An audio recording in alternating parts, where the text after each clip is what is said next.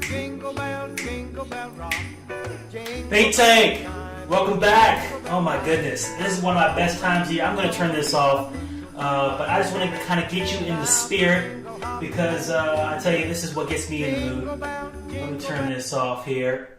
I'm excited. It is that time of year, and you know, right after Thanksgiving, and we enter that holiday Christmas spirit.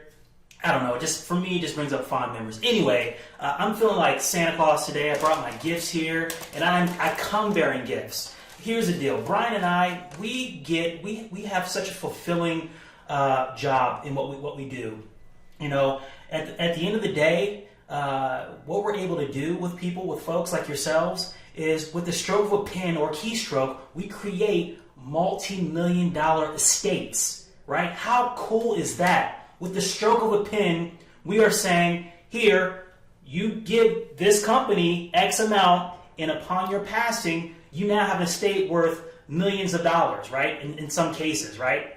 And so it's a wonderful thing to do, and a lot of times we lose sight of that. But today, because of the fact that we're so focused on cash value with what we do, I want to kind of refocus on that death benefit. So today, I want to give you 5 ways that you can leverage your death benefit while you're still living. 5 ways, okay?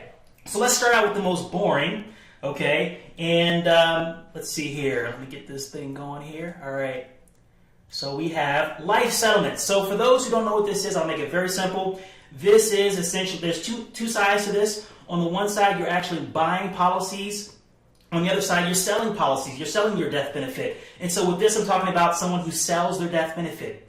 Again, I put this at the top. I want to work my way down to stuff that's more relevant to those of us who are probably going to be more relevant too. But this is for those folks who are about 85 years old, or maybe you have a terminal illness. You can absolutely sell your death benefit. There is a huge market for people who want to sell their death benefits, and there's a huge market, of course, for people who want to buy those, right?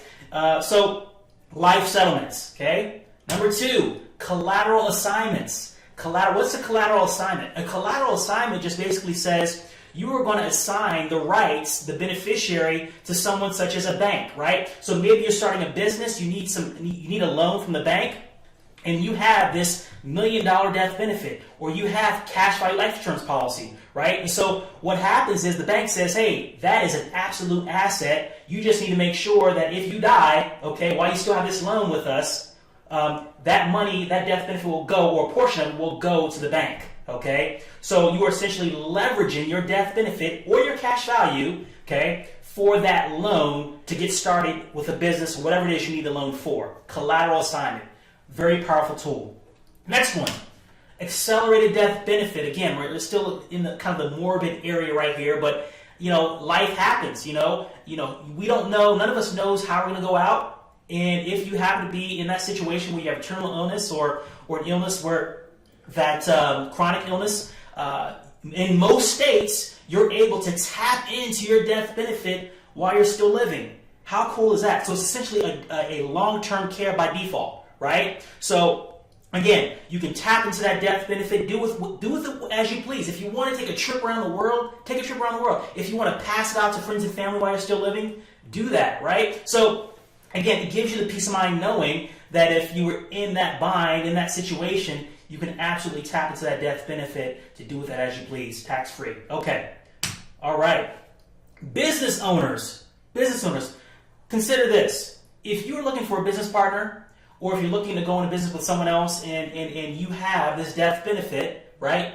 How attractive would it be for you to make your pitch to this person?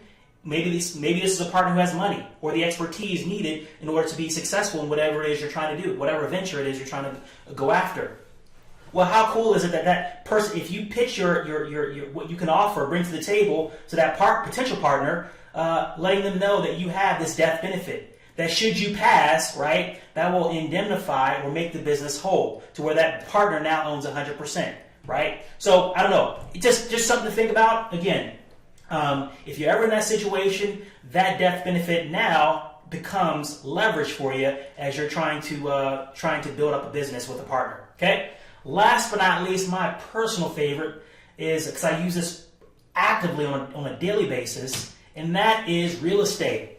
Okay, so I have the term here, permission slip. Why do I have that term? Because that's exactly how I think about it, right? So, my wife and I, we both approach real estate differently. Whereas I like to, invest in real estate, acquire the properties. She likes to receive the checks, right? So, she's actually to her benefit, she's actually getting more knowledgeable about it. She actually became a realtor here a little while ago, but that's neither here nor there. My point is this: you might be in a situation where you have a spouse or a significant other who may not be experienced as you are when it comes to acquiring properties, right?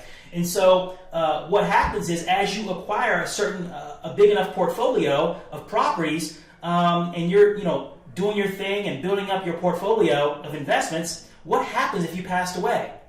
You've left your spouse with all these properties to deal with, and they may not have the expertise to deal with them adequately, right? And so you've left them with a job. So in this case, as you have this policy, okay, it continues to appreciate the death benefit. So as you're going out and acquiring properties, if anything were to happen to you, now that death benefit can go in and pay off that debt service, all those mortgages, right? And now you've left your spouse with options. In this case, maybe your spouse may want to just get rid of the properties outright, right? There's no debt service, they're free and clear. How much more flexible would she be in a position?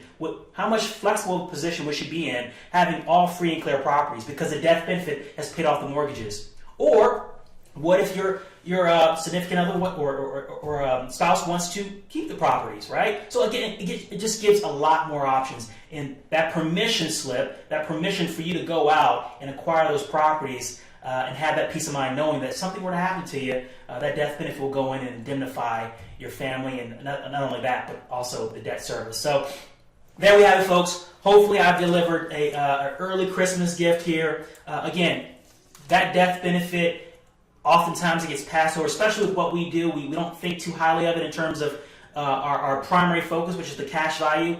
But at the end of the day, oh my goodness, it serves a very important role. And this is just a way for us to remind you of that. If you have any questions, feel free to reach out to Brian and I, and I'm going to go on out with that Christmas music, okay? All right, I'll be back at you sometime in the next couple weeks. In the meantime, to your prosperity. Thank you.